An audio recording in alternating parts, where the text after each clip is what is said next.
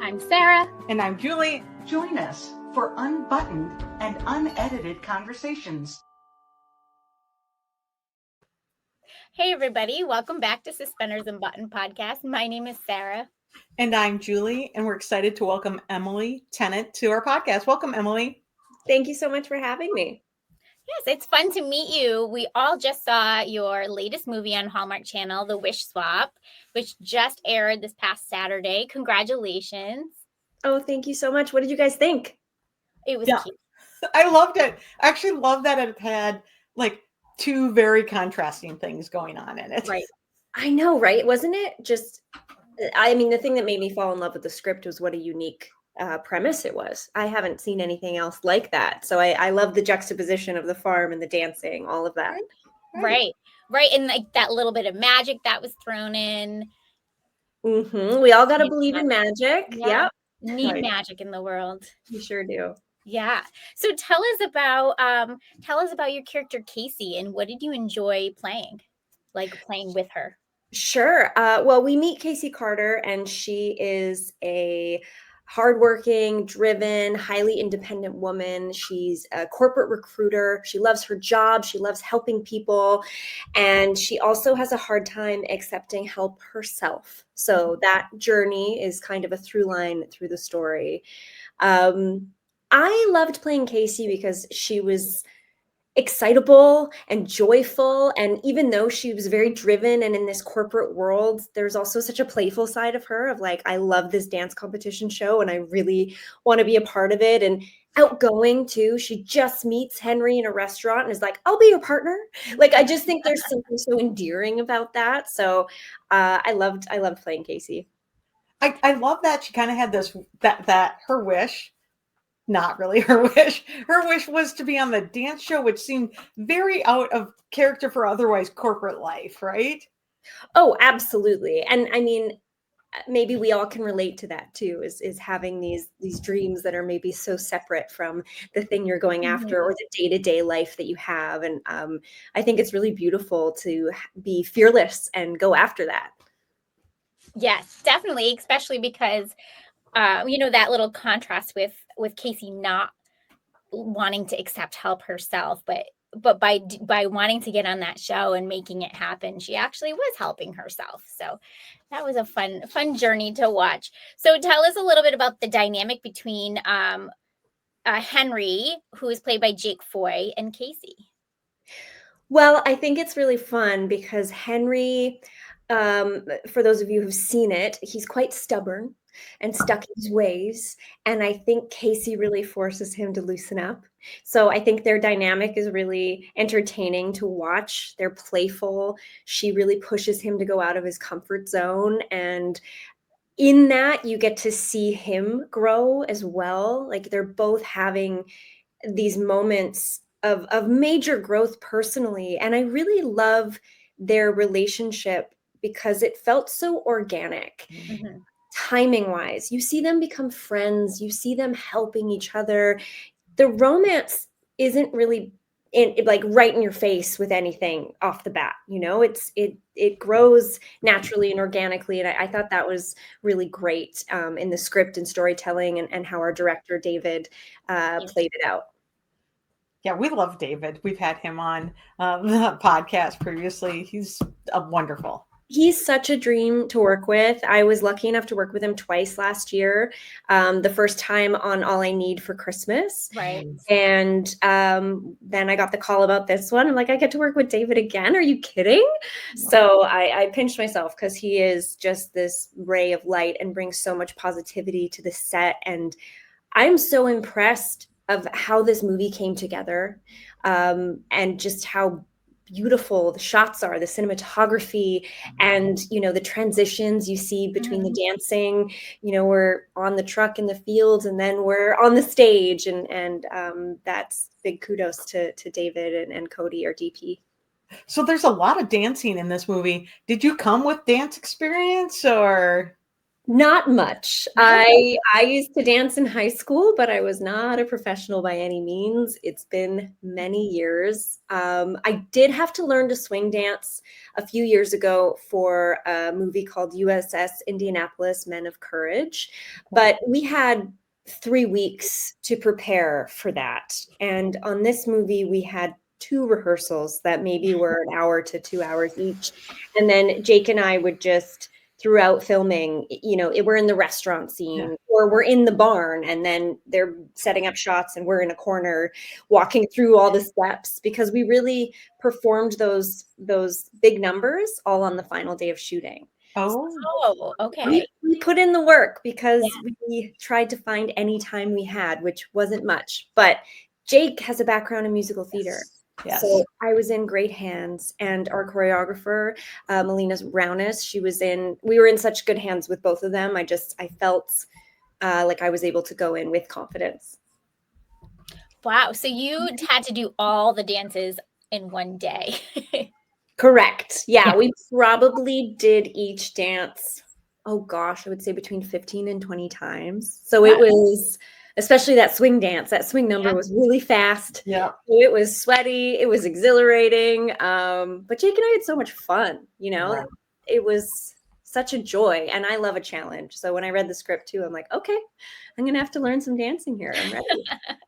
It's fun too because people can really relate to this. Dancing with the Stars has been around so long. Like they understand this week's challenge is, and that you're going to have to do a completely different dance. It's something that's so woven into pop culture right now that felt really relatable and people could understand that your characters had to learn a new dance, right? Oh, absolutely. And when we were making it, we were talking about the fact, I don't think they've done this yet. I don't think so either. Hallmark has done this yet. And it is such a popular show. What a great premise. So that was exciting. And it was really nice to see how much the fans enjoyed watching it. Yeah. I think we had one somewhat similar. Was it Dance Moms? Yeah, but it was it wasn't the same though, really. It really. wasn't the same as the show, like having the competition show. No. Yeah. I mean, they danced, but nothing that was nothing quite like this. Yeah, no. And then just to contrast that, then there has to be, of course, farm stuff. Have you ever been on a farm or done?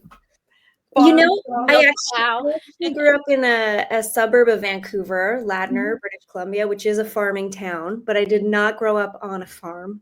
But I love animals. And when I met with David, a month prior to shooting, I really let him know that. I'm like, hey, anything you want to throw me in with the animals, I am game. And so then we had the goat scenes and the chickens and all of that, which wasn't necessarily in the original script. So David stayed true to his word, and we got to milk a cow for the first time and all of those things. So it was really fun. So yeah, I've been around farms, but not to that extent. Not to that extent.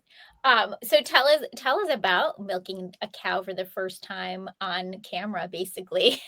Did you get a lot of rehearsals? Well, what's interesting is the day we shot the scene where I'm watching the how-to video on YouTube, and then he comes in, he's like, what are you doing? And then he shows me how to milk the cow, was actually a different day than when they show our hands milking the cow, and a different cow, because the cow on the first day, I think had been freshly milked and was not interested, was like, don't touch me. She was kicking a little bit. So we respected her wishes. And then we ended up on a dairy farm a couple days later shooting different scenes. And there was a cow there that was ready to be milked. And so we got to do that for the first time. And it was easier than I thought.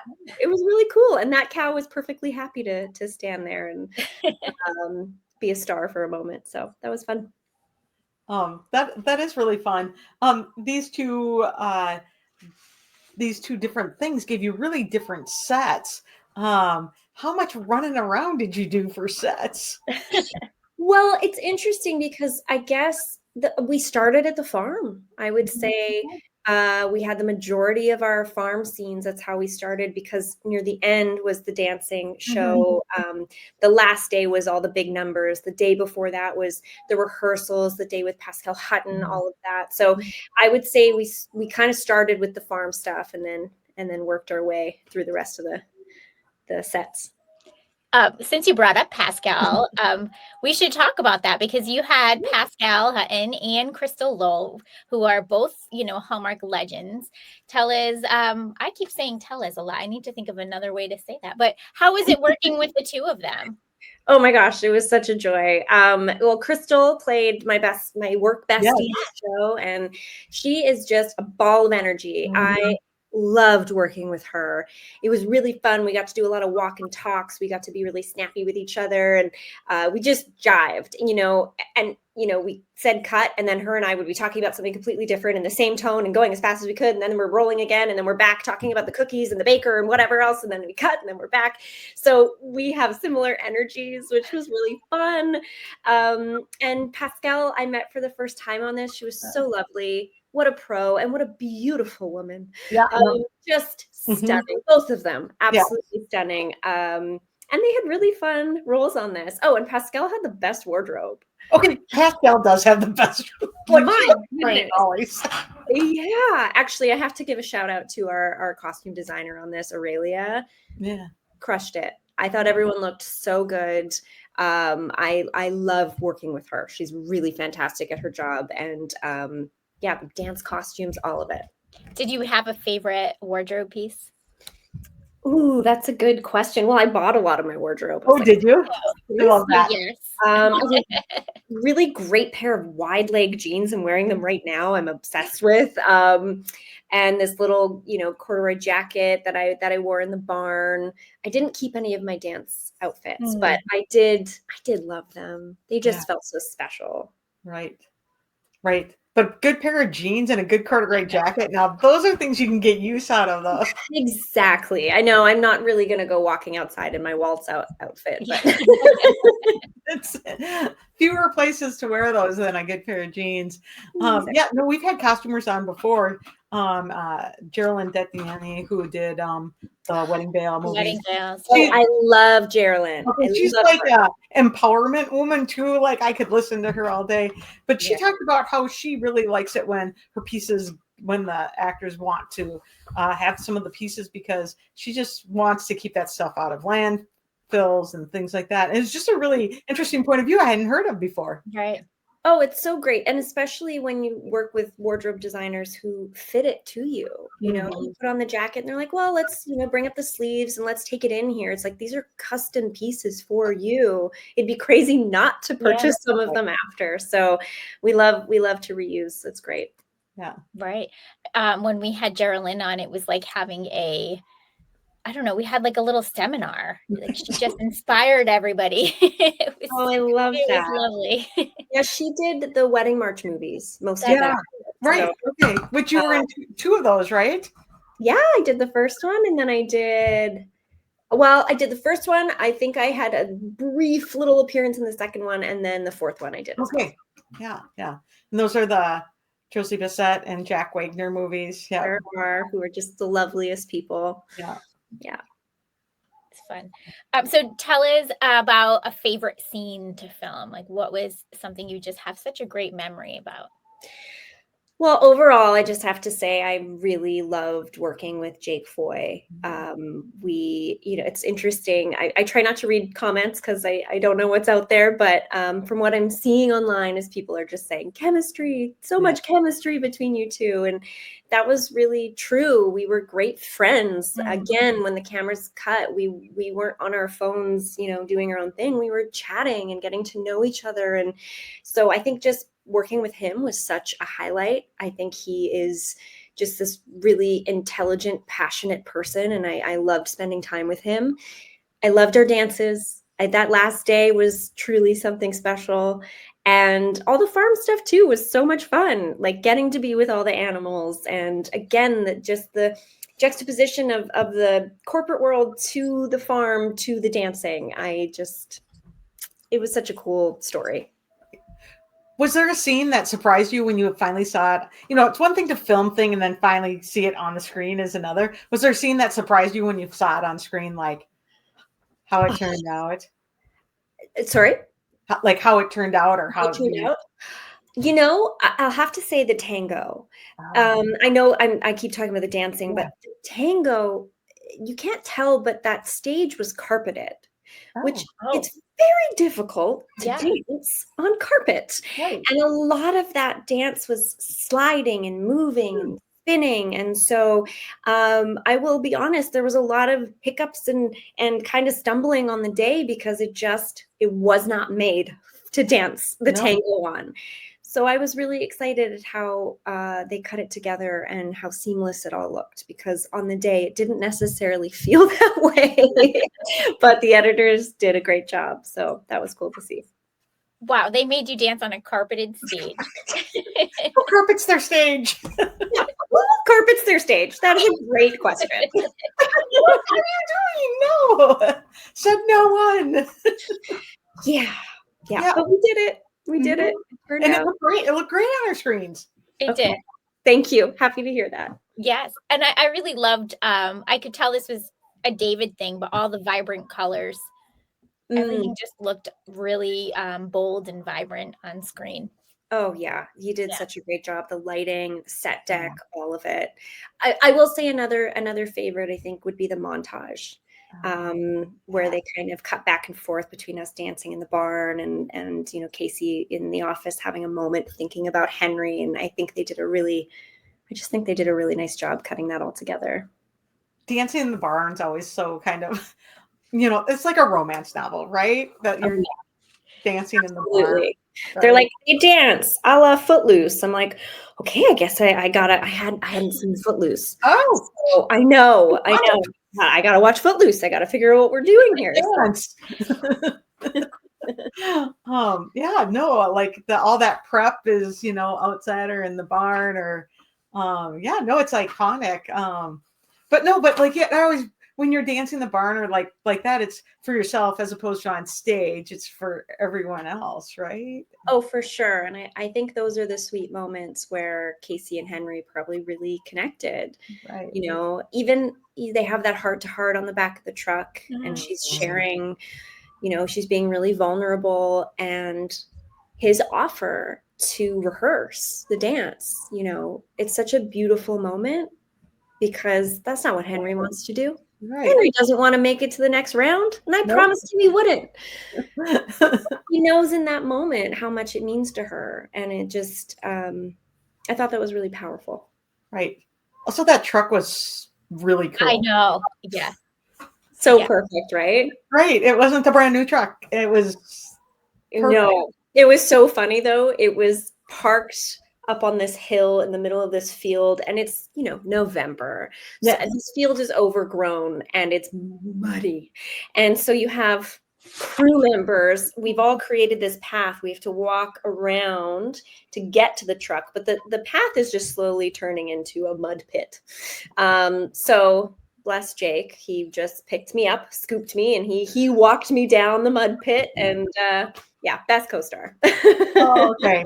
He's winning co-star awards Yeah. left and That's right here. amazing. That should have been in the movie. I know, right? Sounds like a Hallmark thing. Yeah, very much so. He's a true gentleman. Very sweet. Very sweet. So, how did you get into acting, Emily? Well, I started when I was a kid. Yeah. So when I was 5, my sister was 10, and we had these best friends who started doing it. They were 10 and 5 as well. And we begged our parents to let us do it. And they were like, absolutely not. We don't have the time to take you to auditions. My mom was like, here's all the reasons you're going to hate it. It's a lot of waiting around. This isn't something you want to do. And she said, I came back to her months later and was like, I really want to do this. And so we both got into it. And to be honest, I didn't do very well. We start auditioning for commercials. Mhm. So from 5 to 10, I was auditioning for commercials. And then I would only book the sad roles. I wasn't booking the Barbie doll commercials. I was booking the commercials with the kid with the no-name brand toy who's sad about it. But I wanted to act. I wanted to do more. And so I started auditioning for TV and film. And one of the first projects I did was starring Valerie Bertinelli, and it was called Personally Yours. It was also called Alaska Love, which is like a similar kind of genre to the Hallmark movies, even though they didn't exist yet. Mhm. And so, yeah, I started when I was 10. And then when I graduated high school, I worked, but I had a regular childhood. I just went to public school. I went to high school. I took a couple weeks off here and there to film some things, but normal kid. And then I graduated and couldn't imagine doing anything else. So that's been my journey ever since, and I feel very, very fortunate to get to do it for a living. So did you audition right out of high school, or did you go to like a film or an acting school? I was auditioning, again, since I was 5, but really, let's say 10 for TV and film. And I really learned on set. I learned from the masters. I learned from the pros on set. And I've been incredibly lucky to work with so many amazing people. And it's just kind of kept going. So, yeah. Yeah. No, right. Because it's in a different spot when you've been doing it for that long. Absolutely, for sure. And I think acting classes and everything are great, and it's an awesome place to start, especially if you are starting as an adult. But I like to say I learned on the job, but there's plenty more for me to still learn, that's for sure. Yeah. Do you have a favorite type of role to play, or do you just enjoy it all? Oh, that's a hard question. Because I love doing it all. That's what I'll say. But I did get to play a creature a few years ago on a show starring Elijah Wood. It's called Dirk Gently's Holistic Detective Agency, and I played a character called the Beast.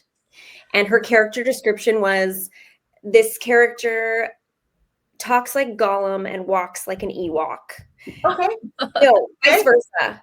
Talks like an Ewok, walks like Gollum, one of those things. And I was like, what are you going to do with this? And then I just went for it in the audition, and I got to play this elf-like creature with red pointy ears and rainbow eyes and rainbow hair. And she had a crazy voice. And I think becoming something totally different than I am is just such a joy. So I would love to play a creature again.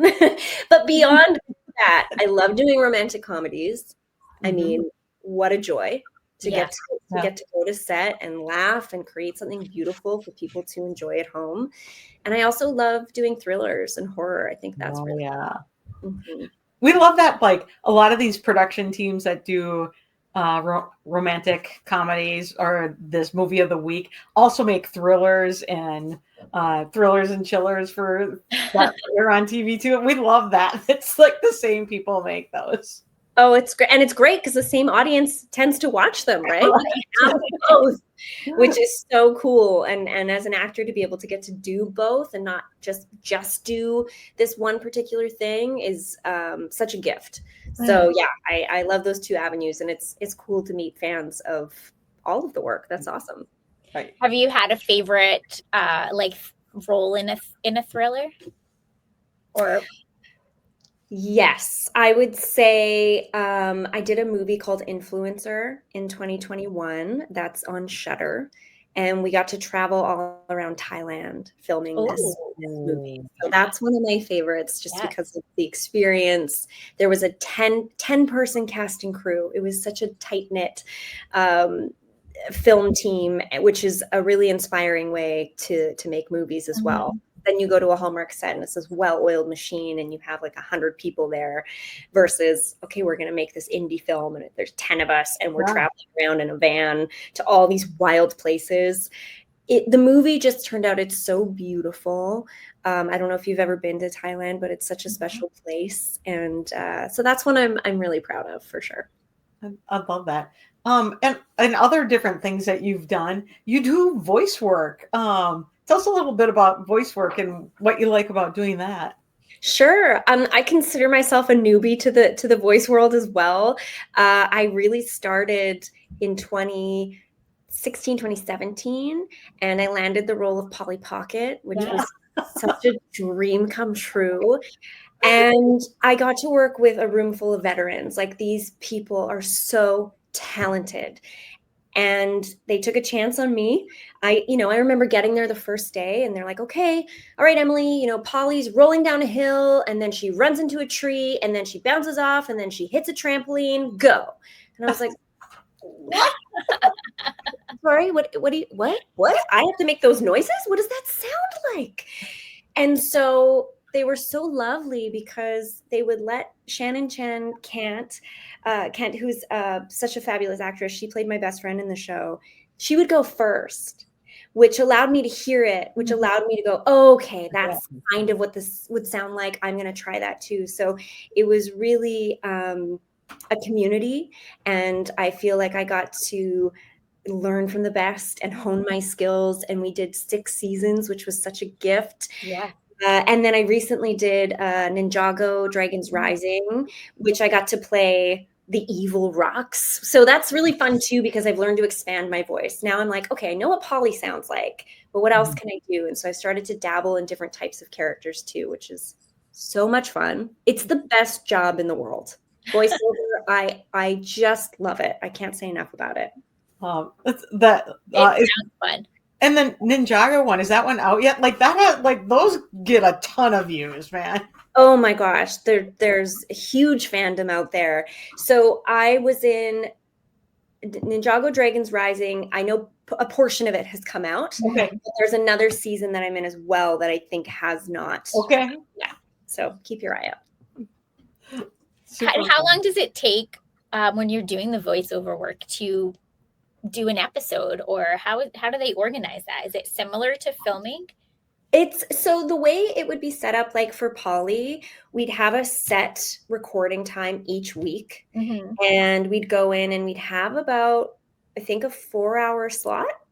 So you come in and you record a 20-page episode in 4 hours, and you have the director there and you have all the cast there, and then you're done. You leave at the end of the day and you're done. And then later on down the road, they might do pickups. Oh, we're missing this line here, or we need to change your inflection on this line here. So it's a very, very different format, but you could wear your pajamas to work. So that's kind of cool. Yeah. Coming in some leggings and a big sweatshirt. Exactly. You don't have to go through hair and makeup. You don't have to get to set, 3 hours before they're ready. It's a different world entirely. And I also love it because you can play everything so much bigger and broader. So I did a multi-camera TV show when I was, 21 to 24, called Mr. Young. It was on the Disney network. It was on YTV, and it was a live studio audience. So it's like the Big Bang Theory. Right. Everything's a little bit bigger, which I really like. I think it's really fun. And I think voiceover, as well as these Hallmark movies, allow me to play with comedy a little bit more than, say, thrillers or a guest star on a network television show. So, yeah. It sounds so fun. It does sound so fun. It does. So what are you always going to want to act, or do you want to write something, dabble in directing or producing, or are you just happy being, an actor? I love being an actor, but I think it would also be very interesting to be on the other side of the camera as a producer or a director. I thought maybe I'd write something one day, but I haven't really felt compelled to do so. So I think producing and directing is more where my skill set might lie. And it'd be really interesting, having been doing this for so long. I think I'd have a lot to offer. And it's cool because, people like Crystal Lowe, you've seen make the transition, which is amazing. So I think if I were ever ready, I'd love to shadow someone like her, or shadow David. David was so he said to me right when we started, he was giving me all this background information on what we were going to do with the movie, Hallmark, all the things. And I just thanked him, because normally we're not privy to such information. He said, well, you strike me as someone who may want to direct one day or produce. And so I think it's helpful for you to know this stuff. And I thought that was really kind and lovely that he saw that in me. So yeah, maybe one day. Yeah, Crystal is absolutely lovely. We've had her on a couple times, and she came through the Hallmark's Make Your Mark program, and is now directing.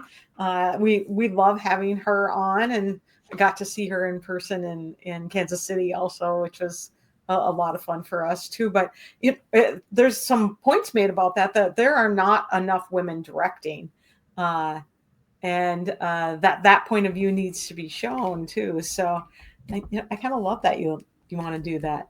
Yeah, I'm definitely interested. And I feel like having people like Crystal, like knowing them would potentially open a door for me if I was interested to go shadow her one day. She seems like a woman who's out there getting it done, and that's really inspiring.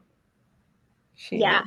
Yeah, it was fun to talk with her about, the first time she directed and going through the program with Ashley Williams, right? Who started it. Yeah.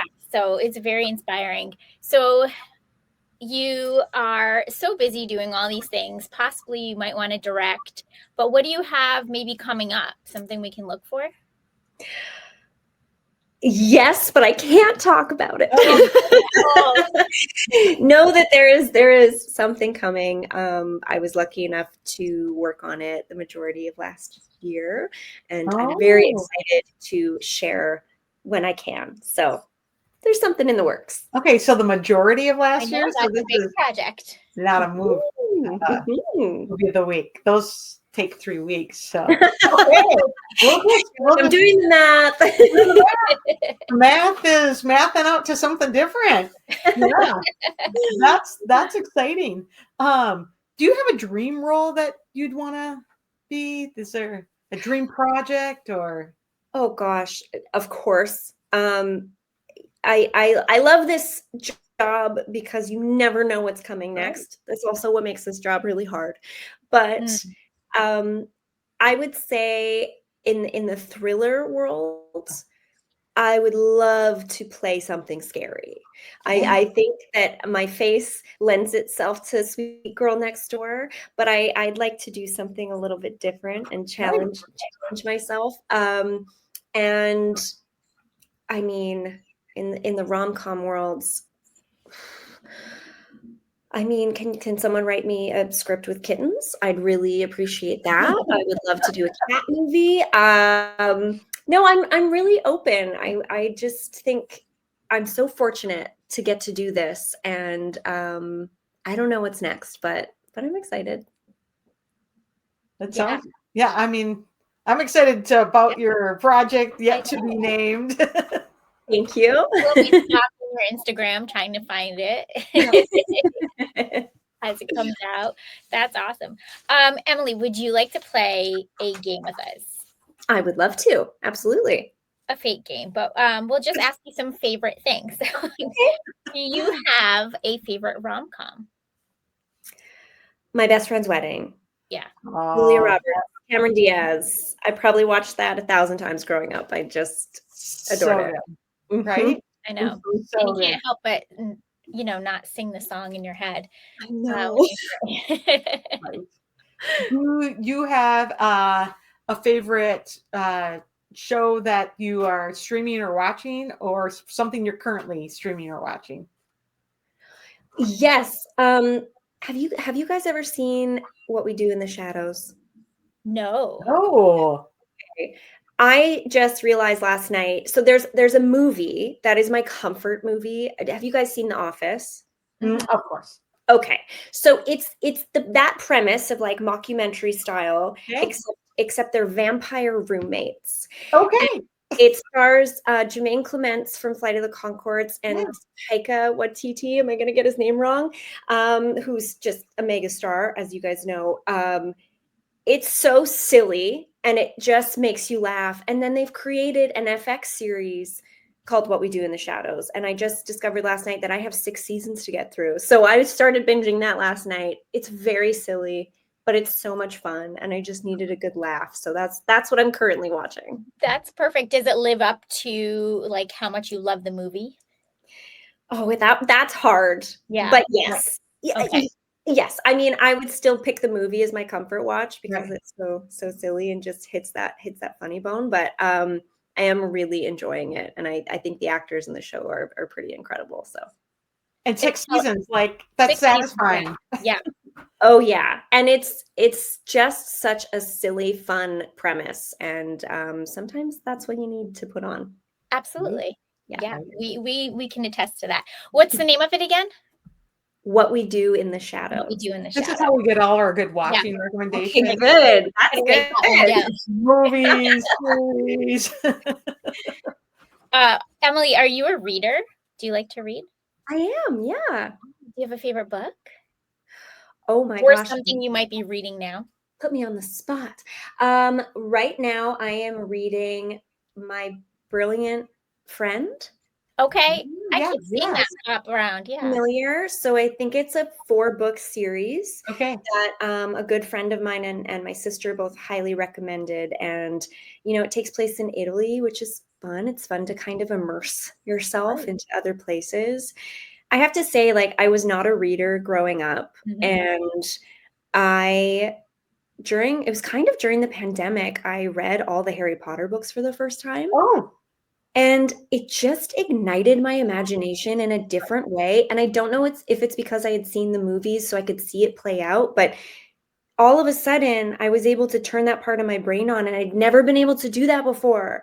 So the book I read after it was Where the Crawdads Sing. And all of a sudden I was like in the marsh, and I went, oh, this is what happened. Like, must be why other people love reading. It didn't do it for me as a kid, but I've been a reader more so in the last few years, and I am really enjoying it. So I love you jumped into the Harry Potter series because, first of all, it's like, this big. And even as somebody who's a huge reader, it's a fun series to come in even after you've seen all the movies. So our oldest read them as they were coming out. We read them together. And our youngest is a big movie theater guy. And he was not that reader. And then decided, like, in middle school that he was going to read the Harry Potter, like, after he's seen every single one of the movies, can spew all the lines. But it was so fun to hear his point of view while he read them. Oh, that's so cool. I think it's a great introduction to reading. Like, and you read the first 2 and they're quite elementary, but they grow. Like, the kids grow up and the books get more difficult and a little darker. And it was a really fun journey. And I loved it. And you get all new characters in there too, because they're not all in the movies. Absolutely. Yeah. That's a good series. That series really got my daughter reading too. Yeah. Yeah, I feel very lucky because now I'm able to, immerse myself in a story in a way that I never had before. So does that change anything for you as an actor? Like, kind of activating that part of your brain, and then when you're reading a script, or does that? I would say so. I hadn't thought about it, but absolutely, because it just activated a different part of my brain. It was really interesting. I remember in high school, we had to pick a book, and I went up to my teacher being like, I don't care. I don't want to read. And she just handed me a book, and she goes, read this one. And it was Sisterhood of the Traveling Pants.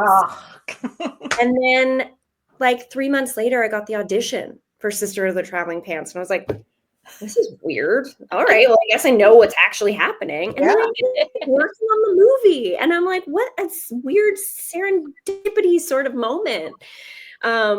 But yeah, I just remember that because I remember being like, I don't want to read. I don't like reading, which was so strange because I came from a family of readers. My dad loves reading. My mom loves reading. My sister loves reading.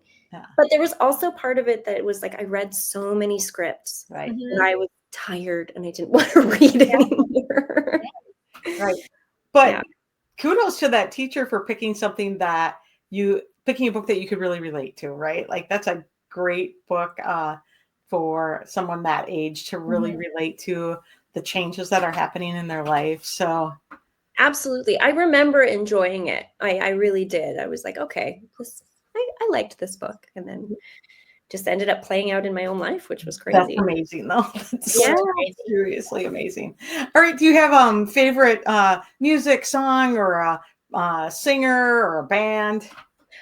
My taste spans all genres, all eras. But I will say my favorite song right now is actually by a friend of mine, Mackenzie Porter, and her husband, Jake Etheridge. Okay. And it is, oh my gosh, I'm going to blank on the name right now. I can't blank on the name. It's the one. Gotta promote your friend. I have to, and it's so good. I'm just gonna get the name wrong, so I'm gonna get it right. Look it up. Look it Okay. up. Okay, Happy Ever After You.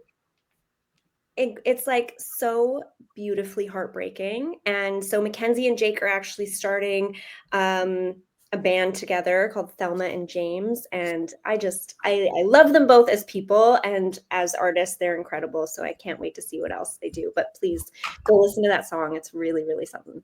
That's exciting. And isn't it fun to watch your friend shine?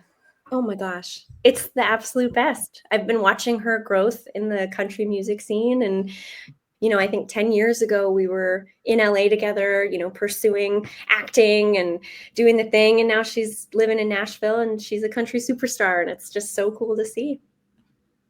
That's so so fun. fun. Yeah. Love Do you that. get to go watch her perform? Oh yeah. Whenever she's in town, we're like, why don't you tell us? We're going to be there. And then she'll be like, oh my gosh, she just never wants you to feel like you have to go watch her, but we're always down and excited to support. Absolutely. Absolutely. Yeah. So fun. Okay. So why don't you give us maybe 3 words that kind of describe the wish swap, or even if it's your experience, something that kind of would help people want to go back and rewatch it or watch it if they haven't seen it already, because we know it's on Hallmark Plus right now. Yeah. Okay. 3 words. Magic. Yeah. Joy. And trust.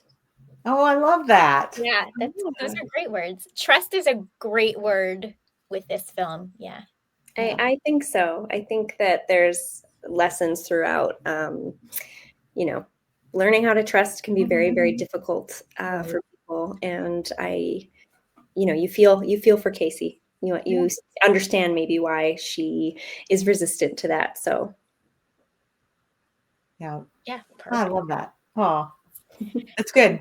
Where can people find you, Emily, on social media? I'm on Instagram, Emily J. Tennant.